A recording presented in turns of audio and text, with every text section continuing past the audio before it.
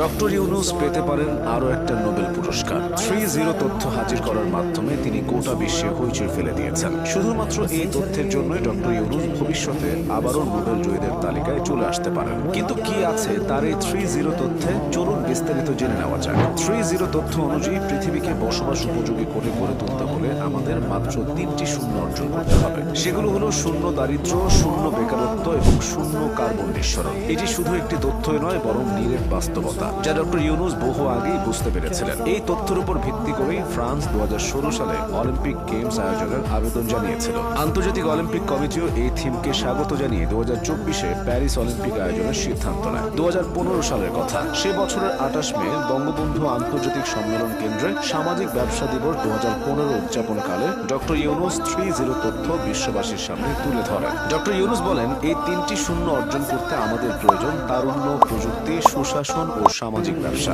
যদি এই 4টির সংমিশ্রণে আমরা 3-0 বাস্তবায়ন করতে পারি, তাহলে এই পৃথিবী হবে টেকসই ও সমৃদ্ধশালী। সারা বিশ্ব থেকে আসা সামাজিক ব্যবসার বিশেষজ্ঞদের সামনে টেকসই উন্নয়নের এই তথ্য তুলে ধরে তিনি ব্যাপক প্রশংসিত হন। ওই সম্মেলনে তিনি দেখিয়েছেন প্রতি বছর কিভাবে পৃথিবীর জনসংখ্যা বাড়ছে, আর এই মানুষগুলো এখন পৃথিবীর সম্পদ। অতিরিক্ত এই জনসংখ্যাকে তারুণ্য শক্তিতে রূপ দেওয়ার কথা বলেছেন ডক্টর ইউনুস। প্রতিনিয়ত ব্যাপক হারে যে বেকারত্বের সংখ্যা বৃদ্ধি পাচ্ছে তা পৃথিবীর জন্য বড় হুমকি স্বরূপ। বিষয়টি তুলে ধরে ডক্টর ইউনুস বলেছিলেন, যদি আমরা এই মানুষগুলোকে, এই তরুণ জনগোষ্ঠীকে সঠিকভাবে পরিচর্যা করতে পারি, তাহলে এদের হাত ধরেই একসময় পৃথিবীতে পরিবর্তন আসবে। কারণ আজকের তরুণরাই আগামীর ভবিষ্যৎ। ডক্টর ইউনুসের এই তথ্য বিশ্ববাসীকে দেখিয়েছে টেকসই পৃথিবী গড়তে তারুণ্য শক্তির কোনো বিকল্প নেই।